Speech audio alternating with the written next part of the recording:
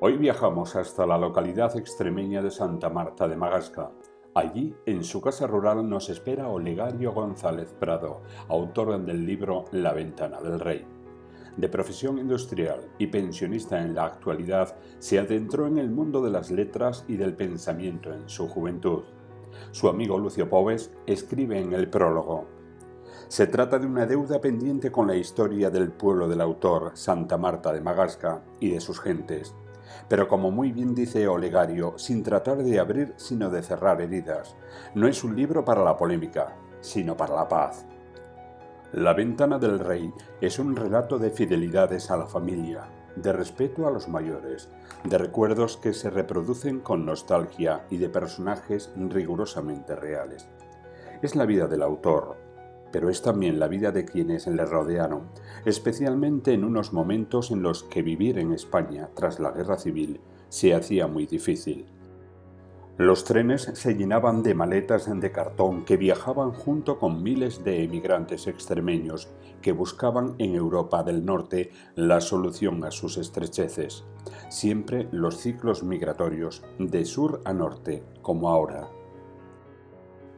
El autor de La ventana del rey fue uno de aquellos extremeños que en los años 60 del pasado siglo tuvo que abandonar su tierra, su campo, a sus gentes, uniéndose a aquellas insoportables oleadas migratorias que despoblaron las zonas más pobres de la Ibérica. Un niño que se hizo hombre antes de tiempo y que llegó solo a París, a un mundo tan desconocido para él como apasionante a la hora de forjarse como hombre.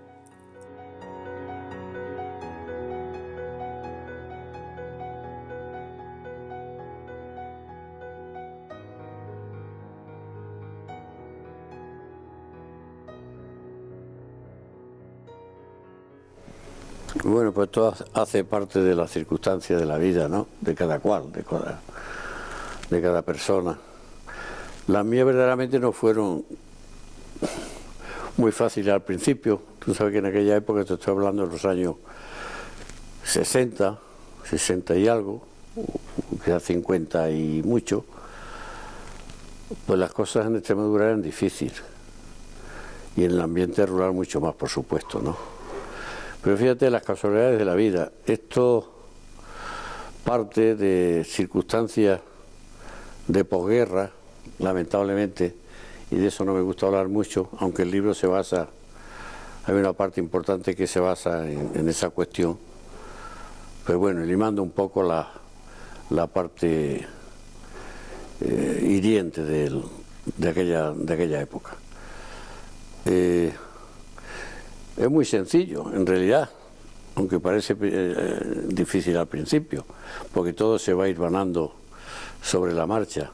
Se me presenta la ocasión de marchar al extranjero cuando precisamente mi familia buscaba la forma de que alguien de la familia pudiese ir al extranjero, buscando el final de una persona que desapareció, que era mi abuelo, y que nadie sabía qué es lo que había pasado. Y el libro se basa al principio en eso, lo que pasa es que después, como todas las historias, ¿no? Pues una cosa te lleva a la otra. Fíjate que yo fui con esa idea a trabajar a casa del duque de Windsor. Sabes que el duque de Windsor fue el Eduardo VIII, que abdicó a la corona de Inglaterra por casarse con una señora divorciada, americana. Pero de allí se me presentó la ocasión de seguir con la misión con la que partí de aquí verdaderamente, que era la de buscar la pista de mi abuelo, ¿no?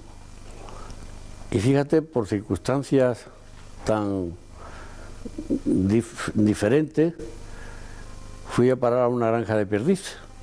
Aquí habíamos trabajado con este tema, mi padre era guarda de caza y siempre habíamos estado en ese ambiente. Bueno, pues aquello me gustó y la única forma que tenía para viajar al resto de Europa era trabajar en esta granja de perdiz, donde nos habían concedido unos pasaportes especiales o unos permisos especiales para poder viajar a otros países, que entonces no era fácil, ¿no? Y ahí empieza la historia de mi libro. Ahí empieza la historia de mi libro. Lo que pasa es que yo lo he querido dar otra forma, porque claro, contar una historia tan agria como era aquella, sin molestar a las personas, en realidad a personas que ya ninguna de aquellas personas viven. Pero bueno, siempre hay familiares que se podían sentir molestos y no era mi intención ni mucho menos, porque ni esa familia ni yo teníamos nada que pintar en lo que pasó entonces, ¿no? Y creo que lo he conseguido, ¿no? De dar a entender de que, oye, errores hay por todas partes. Lo lamentable de esta historia, y eso sí te lo digo sinceramente, y pongo mucho énfasis en esa cuestión, es ver cómo ahora personas que verdaderamente no les afectó para nada estar intentando rentabilizar el dolor de los que verdaderamente sufrieron entonces. Pero eso de dos formas. Uno que políticamente intenta sacarle partido a esa cuestión, cuando verdaderamente por otro lado los que verdaderamente sentimos ese dolor intentamos buscar o encontrar a esas personas sin pensar en la política ni rentabilizar la cuestión. Esa es la gran diferencia. Ah, sí, bueno, la condesa de Romanones fue mi trampolín. Era una persona que le apreciaba mucho a mi padre. En alguna ocasión fuimos a organizarle algunas cacerías, me conoció a mí, siempre me quiso mucho y yo a ella, de verdad, sinceramente. Y fue la que se preocupó de recomendarme a estas personas, a los duques de Windsor, que eran íntimos amigos suyos. Fue el pasaporte que tuve, fue la condesa de Romanones, claro. Sí, y desde entonces hemos mantenido muy buena amistad. Bueno, tanto es así que después hemos colaborado durante 8 o 10 años como socios en el tema de las cacerías de perdices. Ella traía americanos, era una persona muy conocida incluso en Estados Unidos, ¿no? Y era la que traía los clientes y yo organizaba las cacerías, claro. Pues bueno, la decisión final la tomo cuando verdaderamente ya lo damos por terminado el tema de la búsqueda de mi abuelo. No vimos muchas posibilidades de poderlo aclarar del todo. Yo me preparo ya en el tema de la producción de perdices y indago en España que no había ninguna granja de perdices. Tanto es así que la mía fue la primera granja de perdices documentada que se instaló en Extremadura, bueno, en España en aquella época. Y entonces cuando tomo la decisión de venirme, pues, era un buen negocio, claro, en aquella época. Que nunca pensaba yo que eso hubiese sido así, pero bueno. Tanto es así que me llamaban el loco de las perdices. Esa fue otra de las razones, porque ahí yo estuve trabajando con un equipo, éramos un biólogo, un veterinario y yo, y la verdadera misión era hibridar la perdiz, ¿no? Mezclábamos la chúcar con la griega, con la perdiz roja. Y entonces la razón por la que podíamos viajar a otros países era para abastecer la granja de perdiz autóctona, de perdiz pura 100% y poder hacer las hibridaciones. Y yo que pensaba entonces, bueno, pues esto habrá un día que llegará a España. Y yo pensar de que llegase a Extremadura concretamente, donde conocíamos nuestra perdiz de toda la vida, hacer una cosa semejante me parecía una aberración total. Digo, yo me voy a instalar y voy a intentar de salvar la pureza de mi perdiz. Eso fue, bueno, y así sigo todavía con esa manía, fíjate. Las fórmulas de piensos especiales para perdiz las tuve que suministrar yo al principio. Y tuve que buscar unas cuantas granjas, fábricas, hasta que di con una que se prestó a hacerlo. Luego ya han aparecido piensos especiales para perdices en varias fábricas, ¿no? Pero entonces no había. La medicamentación tampoco había, el tema de vacunas y todo eso, pues no. Yo estuve bastantes años a caballo entre Francia y España precisamente por ese problema, ¿no? Porque tenía que importar productos de allí que no había aquí. Bueno, la decisión la tomo, ya te he apuntado anteriormente, cuando veo que hay tantas personas intentando en rentabilizar el tema de aquella época que lleva, y confunden una cosa con la otra. Y me duele mucho y me ha dolido siempre el que personas que no tuvieron nada que ver con aquello ahora intenten sacarle partido a una cosa que verdaderamente no, a los que nos afecta, que lo hemos estado intentando de aclarar, nos tomen como personas que estamos intentando de movilizar sensibilidades para rentabilizarlas en cosas que a nosotros no nos importan, ¿no? Esa es la cuestión. Parte del libro precisamente con esa idea. Para las personas de buena voluntad que lean este libro se van a dar cuenta rápidamente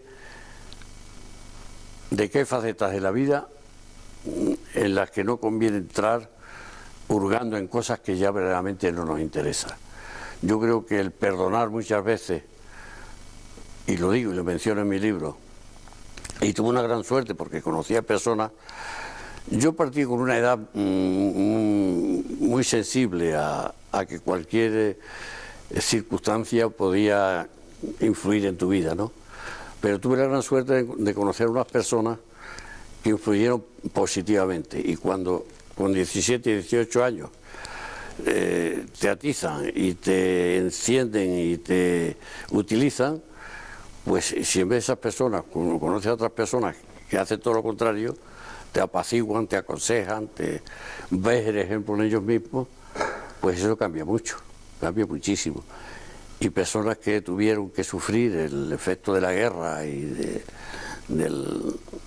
de aquellas masacres que hicieron y todo aquello, lo daban como perdonado y perdonaban. Eso creo que condicionó mucho mi forma de pensar y mi forma de ver las cosas, ¿no? Muy triste decirlo, pero se están vendiendo más en el extranjero que en España. En Sudamérica se está vendiendo mucho, en Portugal incluso se están interesando mucho, y en España relativamente, ¿no? Un libro que creo yo que convenía leer. Bueno, pues ahora está en Amazon, en Casa del Libro, en el Corte Inglés, que hemos hecho una presentación últimamente muy bien acogida, y en varias editoriales lo tienes.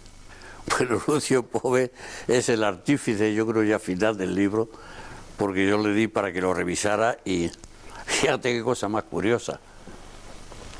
Le doy el manuscrito, que fue lo primero que hice, y se iba ese día de cacería y me llama desde un hotel de Andalucía. Dice: Olegario, estoy en el hotel, dice, te voy a dar una noticia. Oh, pues sí, me dice, que estaba leyendo un libro muy interesante y me ha atrapado con esto tuyo de tal forma que creo que no voy a tocar aquello hasta que no termine esto lo tienes que editar. Digo, yo no sé si merece la pena. Digo, ya hablaremos. Y me convenció para que lo editáramos, claro. No, el segundo libro ya está hecho, que es Ascuas de Juventud, una novela que se titula... no me acuerdo el nombre ahora, fíjate. Bueno, la verdad es que no lo he decidido todavía. Que está en la editorial, y un cuarto libro que he iniciado ahora, que es exclusivamente de poesía. En todos los libros doy un toque de poesía, pero este ya va a ser exclusivamente de poesía. ¿Te gusta mucho la poesía? Me gusta mucho la poesía. La poesía constructiva, ¿eh? Bueno, pues yo en este caso lo traduzco de que nadie en su tierra es poeta. No, como dice el proverbio, nadie es profeta, ¿no? Yo creo que un poco parte, yo creo que en todas partes pasa igual, ¿no? Porque fíjate que este proverbio ya es antiguo, lamentablemente. Bueno, tampoco me interesa yo mucho por darme a conocer, sinceramente. Pero bueno, la poesía ya es otra cosa, eso sí que me voy a centrar en que se difunda, efectivamente. ¿Y la poesía, Javier, esa poesía dedicada a ese... Bueno, pues esa poesía, es que la poesía debe ser así, cuando te toca en el alma surge la poesía. La poesía es sentimiento. Y es sentimiento total, y este triste acontecimiento ha movilizado el sentimiento y el alma de muchas personas.